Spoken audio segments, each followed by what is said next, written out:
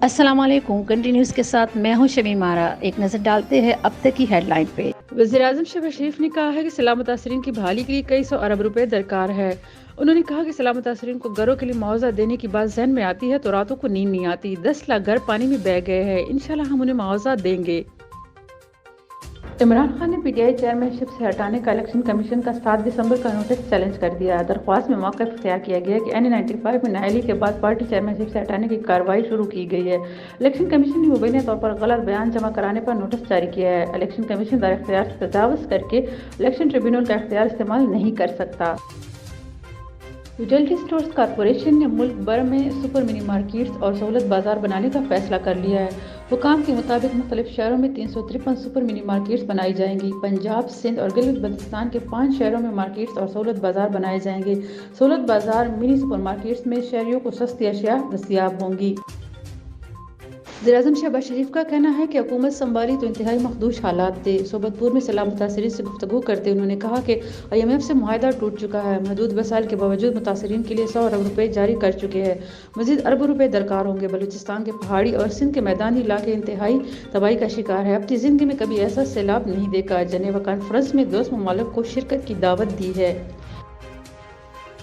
جماعت اسلامی نے سندھ حکومت کو متنبہ کیا ہے کہ اگر حکومت سندھ نے 24 گھنٹوں کے اندر کراچی اور حیدرآباد میں بلدیاتی انتخابات کے حوالے سے اپنی پوزیشن واضح کرنے میں ناکام رہی تو وزیر اعلیٰ ہاؤس کے باہر دھرنا دیا جائے گا۔ چیئرمین تحریک انصاف عمران خان نے پارٹی رہنماؤں کو اہم ٹاسک سونپ دیا ہے۔ ذرائع کے مطابق عمران خان نے اسپیکر پنجاب اسمبلی سبطین خان، عثمان بزدار، اسلم اقبال، محمود رشید اور عباس علمدار کو اہم ذمہ داریاں دی ہے کہ 11 جنوری سے قبل ہر صورت اعتماد کا ووٹ لیا جائے۔ پاکستان نے اسرائیلی وزیر برائے قومی سلامتی کی طرف سے مسجد الاقصیٰ کے احاطے کا دورہ کرنے کے اشتعال انگیز اقدام کی شدید مذمت کرتے ہوئے غیر قانونی اقدامات بند کرنے کا مطالبہ کیا ہے۔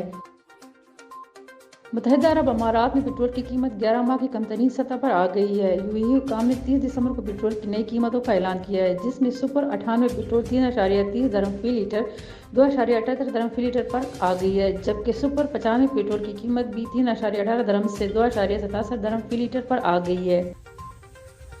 پاکستان کرکٹ ٹیم کے سابق کپتان انضمام الحق نے کہا ہے کہ ہوم سیریز کے دوران پچز اور ٹیم سلیکشن کی سمجھ نہیں آئی۔ لاہور کی ایک تقریب میں میڈیا سے گفتگو کرتے ہوئے انضمام الحق نے کہا کہ سب کرکٹرز پاکستان کی خدمت کرنے کے لیے تیار رہتے ہیں، اگر نئی مینجمنٹ نے مجھے بھی کوئی موقع دیا تو پھر دیکھوں گا۔